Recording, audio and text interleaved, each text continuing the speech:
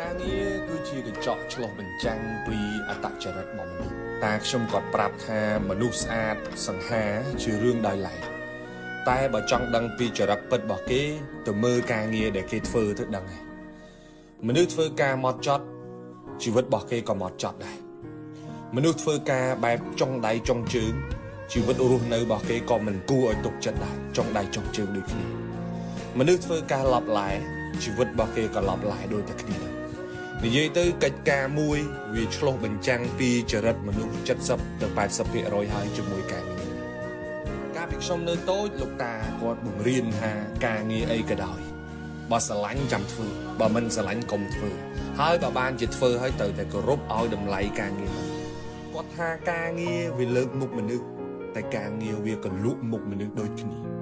កាន់ការងារតូចក៏ដោយធំក៏ដោយត្រូវធ្វើវាឲ្យមាំកុំធ្វើលេងគាត់ប្រាប់ថាមានការងារធ្វើត្រូវគិតរឿង3ដូចមុំចក្រានអញ្ចឹងហើយកុំភ្លេចខ្លួនឲ្យសោះទី1គាត់ផ្ដាំថាបើធ្វើការមានការងារធ្វើត្រូវធ្វើឲ្យលឿនកុំធ្វើសើកកុំធ្វើមើកធ្វើឲ្យដូចខ្លាចគេដដើមធ្វើអញ្ចឹង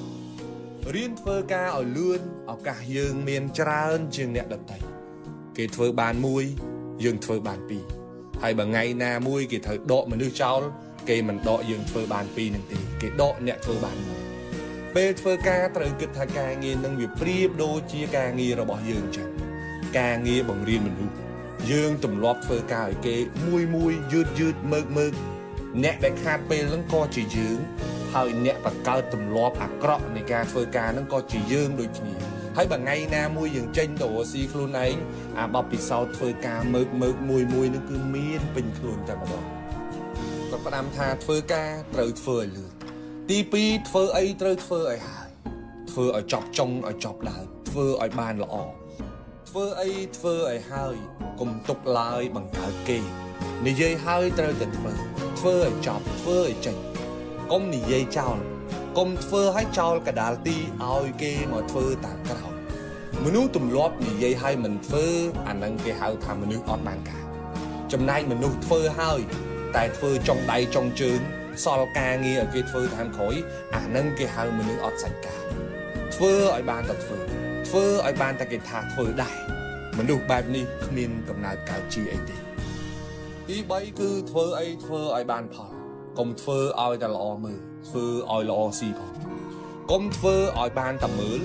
គាត់ផ្ដាំថាតម៉ោងកុលរាំងធ្វើខ្លាំងបានតិចហើយតម៉ោងកុលព្រិចធ្វើតិចបានខ្លាំងមនុស្សឃើញរវល់ច្រើនមិនមែនសិតតែមានប្រយោជន៍ទាំងអស់នោះទេមនុស្សធ្វើការតិចក៏មិនមែនសិតតែគ្មានផលទាំងអស់គ្នានោះដែរ